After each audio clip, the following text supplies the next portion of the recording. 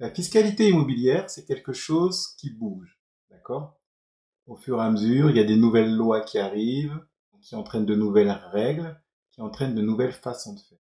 Donc, comment faire pour pouvoir être à jour de ces nouvelles informations? Bonjour, je suis Jean Valéry du blog immogagnant.fr et je vous souhaite la bienvenue dans ce nouveau partage immobilier. Dans cette vidéo, je vais vous présenter 5 façons de faire pour vous tenir informé des évolutions fiscales. Donc on y va, c'est tout de suite après la citation inspirante.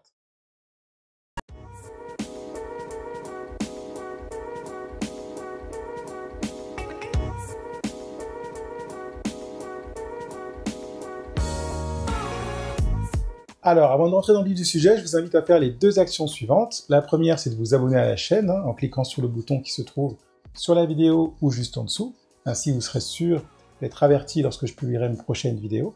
Et la seconde action, donc si vous êtes nouveau sur la chaîne ou si vous démarrez dans l'investissement immobilier, je vous invite fortement à cliquer sur le premier lien qui se trouve dans la description pour que vous puissiez avoir accès à votre cadeau de bienvenue. Donc ce cadeau de bienvenue est un pack de formation, le pack Immo Starter. Donc j'ai créé ce pack spécialement pour vous, pour que vous puissiez réussir votre premier investissement immobilier rentable. Donc pour info, ce pack de formation est 100% offert pour l'instant. Donc je vous invite vraiment à cliquer sur le lien pour que vous puissiez y avoir accès gratuitement.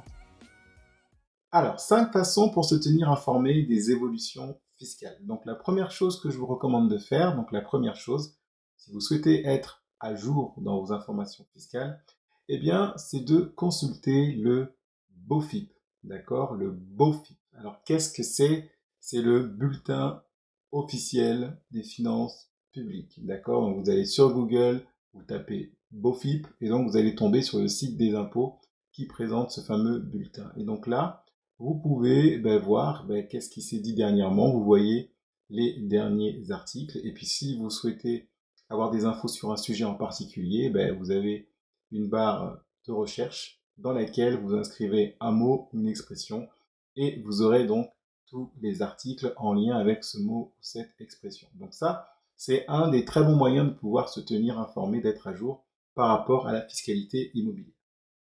Deuxième façon de faire pour pouvoir se tenir informé des évolutions fiscales, je vous invite à voir ou à consulter des professionnels. Donc quand je parle de professionnels, je parle par exemple d'un notaire, d'un expert comptable, d'un avocat ou d'un avocat fiscaliste.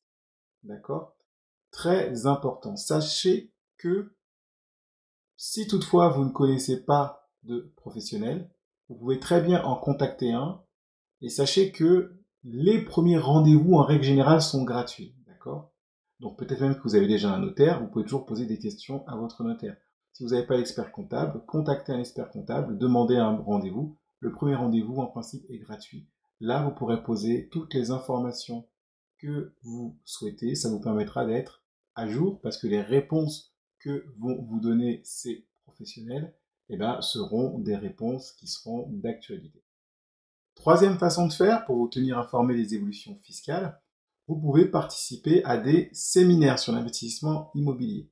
Parce que lorsque vous faites ce type de séminaire, vous allez rencontrer des professionnels. Soit vous allez rencontrer des professionnels sur la fiscalité, d'accord, des experts comptables, ou soit vous allez rencontrer des investisseurs immobiliers qui sont très avancés et donc qui pourront vous renseigner, répondre à vos questions d'ordre fiscal et participer à un séminaire, c'est un très bon moyen d'obtenir des contacts.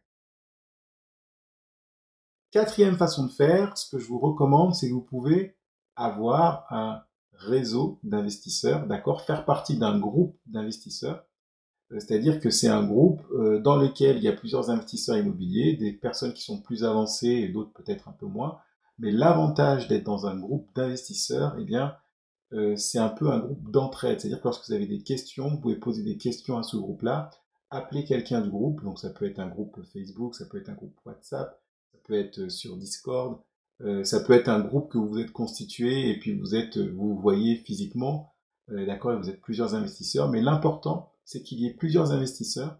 Comme ça, lorsqu'il y a un investisseur qui a une information concernant une évolution d'ordre fiscal, d'accord, il peut la partager aux autres. Et donc, ça vous permet de vous enrichir les uns les autres et de pouvoir partager les différentes informations que vous avez et donc du coup d'être à jour dans les informations fiscales. Et enfin, 5e point, vous pouvez très bien consulter des magazines, d'accord, il suffit que vous alliez sur Google, vous tapez magazine fiscalité immobilière, et à ce moment-là, vous aurez une liste de magazines sur ce sujet-là, et en consultant des magazines sur ce thème, eh bien, vous êtes à peu près sûr d'avoir les dernières infos, de rester à jour dans la fiscalité immobilière. On arrive à la fin de cette vidéo, je vous remercie de l'avoir suivi. Je vous invite à clapper la vidéo, d'accord? Donc commentez-la, likez-la, abonnez-vous à la chaîne si vous ne l'avez pas encore fait et partagez la vidéo si vous pensez qu'elle pourra être utile à une personne de votre entourage. Moi je vous dis à très bientôt pour le prochain partage immobilier. D'ici là, portez-vous bien et surtout, surtout, surtout, n'oubliez pas que vous avez de la valeur. À très vite.